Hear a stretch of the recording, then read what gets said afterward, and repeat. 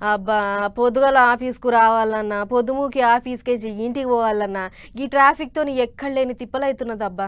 అందుకనే గీ బండితోనైతే అయితలేదని మెట్రోకొస్తున్నా.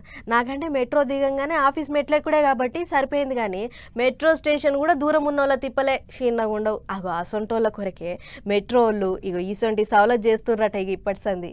ఇగో పట్నం పబ్లిక్ గీ వార్త మీ కొరకే మంచిగానోర్రి.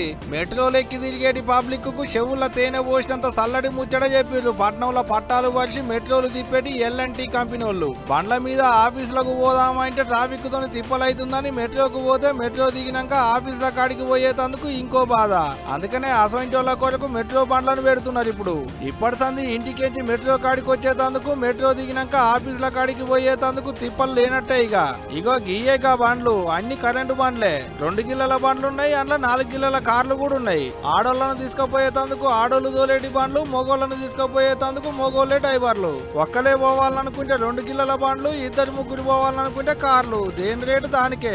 మెట్రో టికెట్ బుకింగ్ చేసుకున్నట్టే ముందుగా బుకింగ్ చేసుకుంటే చాలు, వాళ్ళే మనం ఉన్న జాగాలకు వస్తారు, మెట్రో కాడ దింపుతారు. మెట్రో దిగినాక ఆఫీసులకు ఇండ్లకు పోవాలంటే మెట్రో కిందనే బండ్లు పెట్టుకుని తయారుగా ఉంటారు ఈ బండ్లు తోలేటోళ్ళు. అట్ట హైదరాబాద్ మెట్రో పెద్ద సారే దగ్గరుండి మెట్రో బండ్లను సాల్వ్ చేసిండు. ఇప్పటి సంది ర్యాపిడో, ఓలా బుకింగ్ చేసుకునేటి తిప్పలు ఉండదు. బుకింగ్ చేసుకున్నాక వాళ్ళ కొరకు ఎదురు చూసేటి బాధ ఉండదు. యాళ్లకు రావచ్చు, యాళ్లకు పోవచ్చు అన్నట్టు.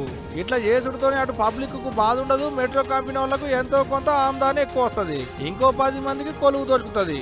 మరి చూడాలకి కొత్త ఎగిరంతో పబ్లిక్ కి ఎంత ఫాయిదా ఉంటది అనేది. కానీ దీంతో ఓలా, ర్యాపిడో బండ్లు నడిపించుకునేటోళ్లకు గిరాకైతే తగ్గేటట్టే ఉన్నది. బౌండరీ